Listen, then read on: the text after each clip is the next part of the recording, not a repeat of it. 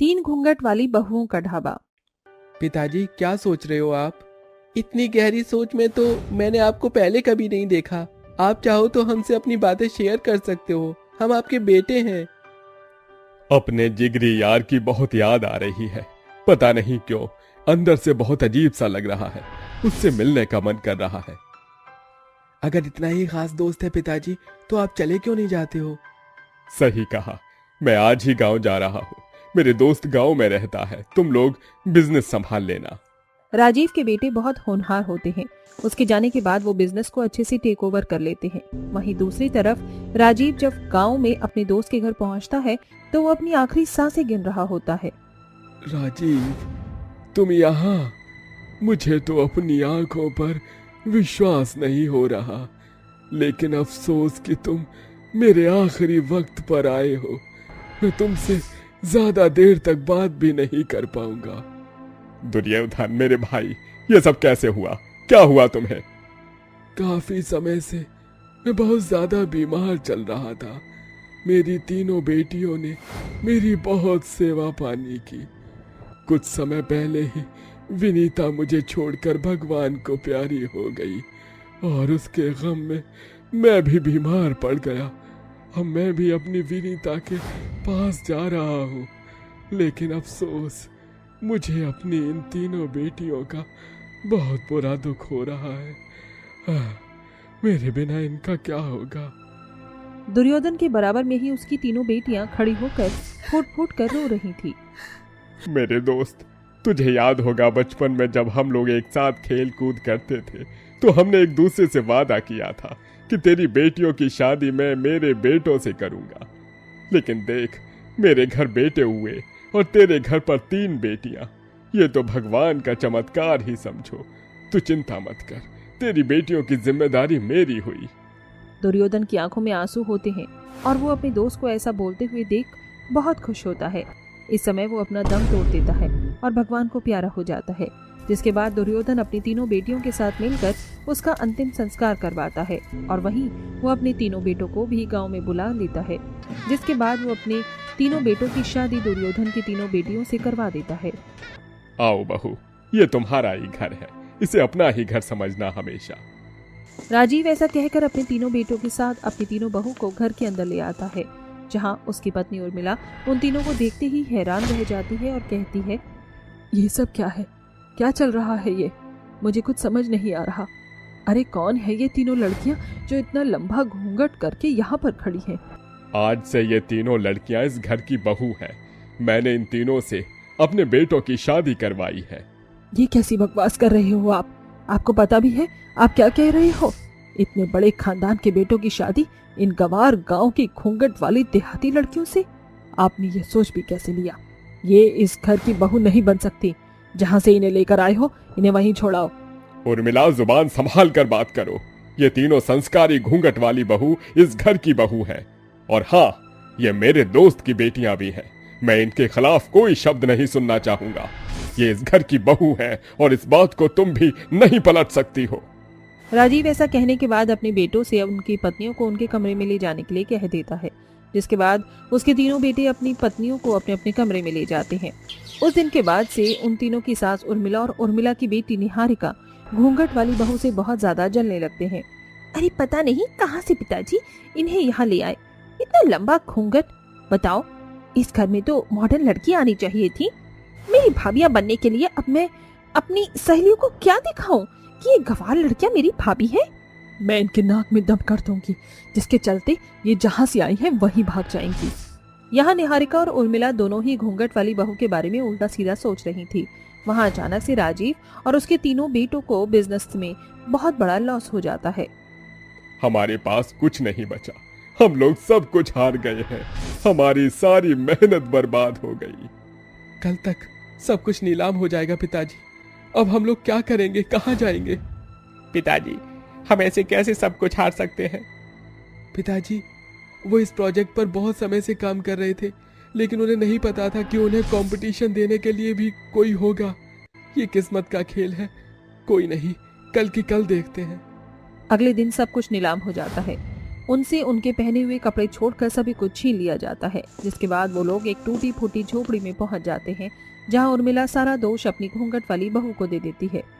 इनके अपशगुन कर्मों की वजह से ही हमारे जीवन में इतना बड़ा उतार चढ़ाव आया है, वरना ऐसे दिन तो हमने जिंदगी में कभी नहीं देखे। निकाल दो इन्हें इस घर से। ऐसा तो मत कहिए, हम अपशगुनी नहीं हैं। ये हालात भी धीरे धीरे ठीक हो जाएंगे, भरोसा रखिए माँ जी। ऐसे एक दूसरे को कुछ कहने से कुछ नहीं होगा, मेहनत करने के बाद हम फिर से खड़े हो सकते हैं। तुम तीनों अपना मुंह बंद रखो, ये सब जो हुआ है ना तुम्हारी ही वजह से हुआ है। ननंद और सास दोनों मिलकर अपनी बहू को बहुत उल्टा सीधा सुनाती हैं।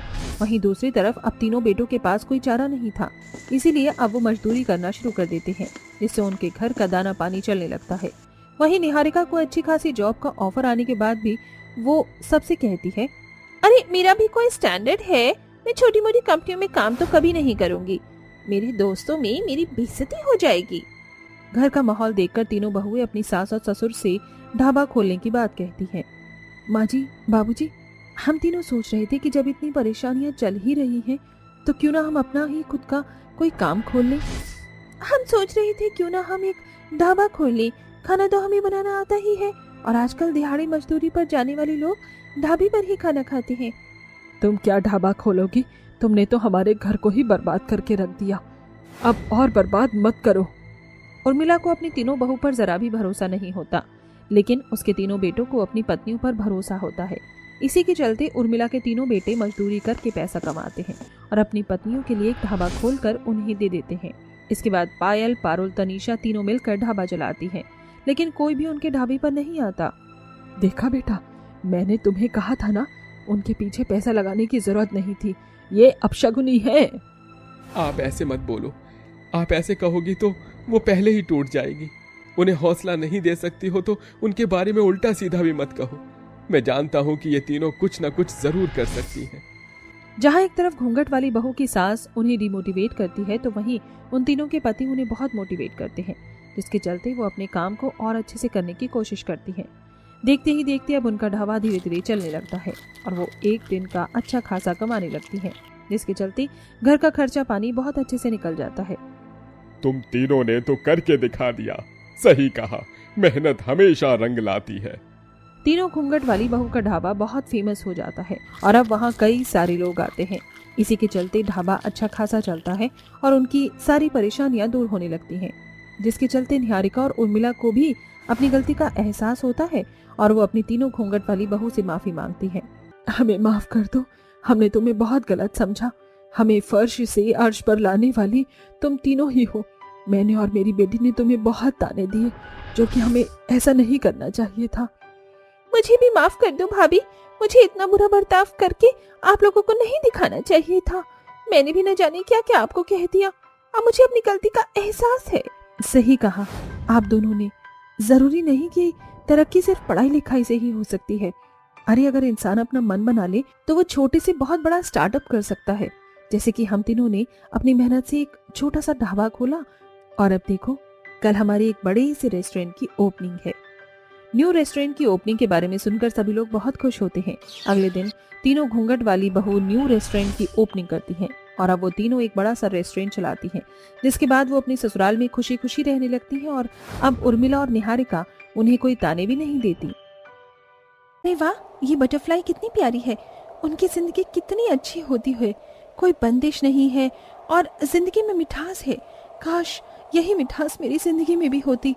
आओ तितली, मेरे हाथ पर आओ। तभी उसकी सौतेली माँ अपर्णा उसे ढूंढते हुए आती है और कान पकड़ लेती है। महारानी सा काम से बचने के लिए बाहर खड़ी हैं और मैं जो इतनी देर से गला फाड़ कर आवाज लगा रही हूँ उसका कुछ नहीं। चल घर के अंदर चल और बर्तन साफ कर। माँ, दर्द हो रहा है, बस थोड़ा सा धूप में खड़ी हो रही थी, ठंड लग रही थी अंदर। बस बस बहाने करना बंद कर, सारी दुनिया की ठंड तुझे ही लग रही है। अपर्णा के ऐसे कहने से रुचि घर में जाकर बर्तन साफ करने लगती है। ठंडे पानी में हाथ बहुत दर्द हो रहे हैं, सर्दी कितनी बढ़ गई है। माँ को बोलूंगी कि मुझे स्वेटर दिला दे, ये स्वेटर पुराना हो गया है। रुचि बर्तन साफ करके हटती है कि उसकी सौतेली माँ अपर्णा और झूठे बर्तन सिंक में रख देती है। ये ले, इन बर्तनों को भी साफ कर। ठीक है माँ। माँ, अब धीरे धीरे सर्दी बहुत बढ़ने लग गई है, अगर आप गीजर लगवा देते तो गर्म पानी से बर्तन धो लेती। ओहो, अम्मा लगवाऊं? अभी गीजर मोमबत्ती है जो ठंडे पानी को छूकर पिघल जाएगी या जम जाएगी। जो जैसा चल रहा है वैसा रहने दे, वरना तेरी अकल ठिकाने लगाना मुझे आता है। नहीं नहीं माँ, मैं ठंडे पानी में ही बर्तन धो लूंगी। अपर्णा चली जाती है। रुचि उन बर्तन को साफ करके खाना खाने जाती है। इतने में उसकी छोटी बहन नैना कहती है, ओए, खाना बाद में खाइयो, पहले मेरे पैर पर नेल पेंट लगा दे, मेरे को पार्टी में जाना है। नैना थोड़ी देर रुक जा बहन, सुबह से भूख लग रही है, खाया नहीं था मैंने कुछ भी। मैं वेट नहीं कर सकती, वैसे ही विंटर है, नेल पेंट सूखने में टाइम लगता है। तेरे से खाना बाद में नहीं खाया जा रहा। अच्छा ठीक है, मैं कर देती हूँ, बैठ जा। फिर रुचि खाना छोड़कर नैना के पैर में नेल पेंट लगा देती है। हो गया नैना, क्या मैं भी तेरे साथ पार्टी में आ सकती हूँ? क्यों? तो क्यों चलेगी मेरे साथ पार्टी में? वैसे भी तू मेरी सौतेली बहन है, कपड़े देखे हैं अपने, फटे चिट्टे। यार माँ मुझे ड्रेस नहीं दिलाती है, तो कोई अपनी ही अच्छी सी ड्रेस दे दे। मेरे माथे पर पागल लिखा है जो मैं तुझे अपनी महंगी ड्रेस दे दूं? चुपचाप से अपना खाना खा ले। ये कहकर नैना चली जाती है। फिर रुचि अपना खाना खा लेती है। दरअसल दोनों माँ बेटी रुचि के साथ ऐसा ही व्यवहार करती थी, क्योंकि वो सौतेली थी। अपर्णा अपने पति के सामने रुचि को झूठा प्यार करती थी, पीठ पीछे मारती थी, उससे अपने हाथ पैर दबाकर सेवा करवाती थी। एक दिन अपर्णा अपनी बेटी के लिए न्यू स्वेटर लेकर आती है।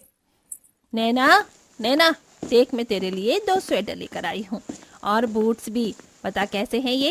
वाह माँ, बहुत ही सुंदर है। Thank you mom. मैंने परसों ही मॉल में ये स्वेटर देखा था।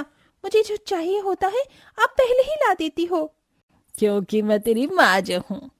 माँ मेरा स्वेटर भी फट गया है, पुराना हो गया है, इसमें ठंड भी नहीं रुकती, आप मुझे भी नया स्वेटर दे दो।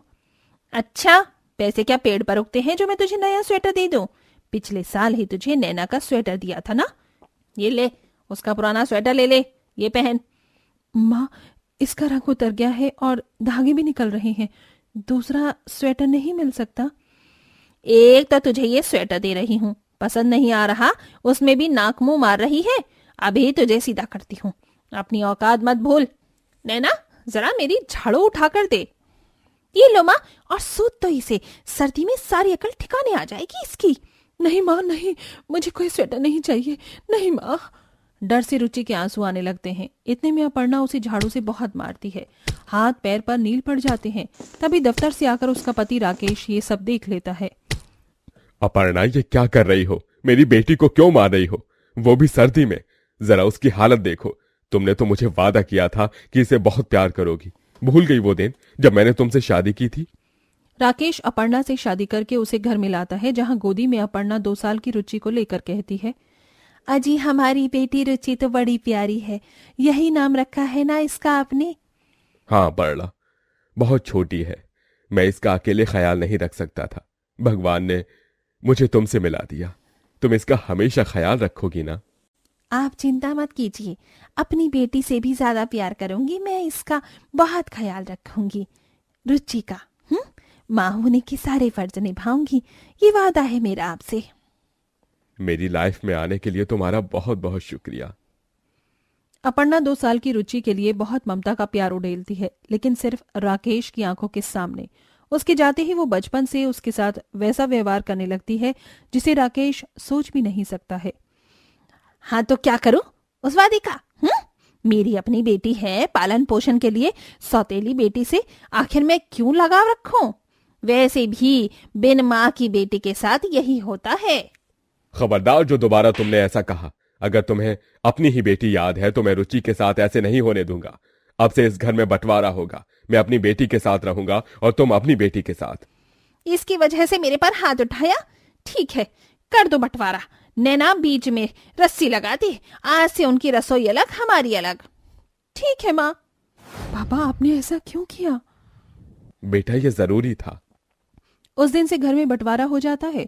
रुचि अपने पिता का ख्याल रखती थी, उसके लिए खाना बनाती थी, सेवा करती थी, दफ्तर की तैयारी कर दफ्तर बेचती थी। नैना अपनी माँ का कोई भी काम नहीं करती थी, दिन भर फोन चलाया करती थी। खाना पीना सफाई सारा काम अपर्णा करती थी। एक दिन सर्दी की वजह से उसे बुखार आ जाता है तो बिस्तर में लेटे हुए नैना को वो आवाज लगाती रहती है, अरे क्या हुआ जो बार बार आवाज लगाकर दिमाग खराब कर रही हो माँ आप? नैना, बुखार आ रहा है। मैंने कुछ भी नहीं बनाया। तू मुझे काढ़ा बनाकर दे दे और डॉक्टर से दवाई ले आ। मैं चल नहीं सकती। क्या ड्रामा लगा रखा है आपने? मैं कोई नौकर वाला काम नहीं करने वाली। मुझे रुचि मत समझना। वैसे भी ये प्रॉपर्टी मेरी है। आपको करना ही क्या है इस घर में? चलिए बाहर निकलिए। नैना, ये तू क्या बोल रही है? ऐसे मत कर, मैं तेरी माँ हूँ। तो मैं क्या करूं? ऐसे तो मुझे बार बार काम की बोलती रहोगी। नैना अपनी माँ का हाथ पकड़कर घर के उसे बाहर फेंक देती है। ठंड में वो और ठिठुर जाती है। शाम को राकेश रुचि के साथ बाजार से आता है तो बेहोश हालत में अपर्णा को देखता है। वो दोनों उसे घर में ले आते हैं, जहाँ डॉक्टर चेकअप करके चला जाता है। ये हालत कैसे हो गई? मुझे तो नैना पर शक हो रहा है। मुझे भी यही लगता है पापा। मैं माँ के लिए चाय बना लाती हूँ, आप हीटर जला दीजिए। फिर वो माँ के लिए गर्म चाय बनाकर लाती है। राकेश कमरे में हीटर जला देता है और रुचि अपनी माँ के हाथ पैरों को सहलाती रहती है तो वो होश में आती है। माँ, माँ, होश आ गया? आपको इतना बुखार कैसे हो गया? पहले दवाई खा लीजिए आप। मेरे कर्मों का फल है रुचि बेटा। तूने मेरी कितनी सेवा की और मेरी अपनी ही बेटी जो मेरी कोख से जन्मी है, उसने मुझे घर से बेघर कर दिया। मेरी ये दशा कर दी। मुझे माफ कर दे। मुझे अपनी गलती का पछतावा हो गया। कोई बात नहीं माँ, हम उसे मिलकर समझाएंगे, वो समझ जाएगी। देख लो, ये सब तुम्हारे ही संस्कारों का नतीजा है और सिर पर चढ़ाओ। खैर, दवाई खाओ। फिर राकेश और रुचि अपर्णा का ख्याल रखते हैं। कुछ ही दिनों में वो ठीक हो जाती है और नैना की आंखों के सामने वो तीनों बहुत खुश रहते हैं। जब उसे अकेले काम करना पड़ता है, अकेले खाना बनाती है, जल जाती है, तो उसे अपनी गलती का एहसास होता है। ये मुझसे क्या गलती हो गई? अकेले मैं कुछ भी नहीं कर पा रही। मैंने माँ के साथ बहुत बुरा किया है। माँ, माँ, पापा, सुनिए। अब क्या है तुझे? रह ले अपनी प्रॉपर्टी में अकेले। माँ, बहुत बड़ी गलती हो गई जो मैंने आपके साथ ऐसा व्यवहार किया। रुचि, मुझे माफ कर दीजिए। मैं अकेले नहीं रह सकती। आप सबके बिना भी नहीं रह सकती। मुझे प्रॉपर्टी नहीं चाहिए, मुझे मेरी फैमिली चाहिए। अच्छा हुआ नैना, तुम वक्त रहते संभल गई। आजा मेरी बच्ची, हटा दे ये रस्सी। नैना उस बंटवारे की रस्सी को घर में से हटा देती है और अपनी माँ, बहन, पिताजी को गले लगाकर माफी मांगती है। उस दिन के बाद से दोनों बहनें एक साथ खुशी खुशी रहने लगती हैं।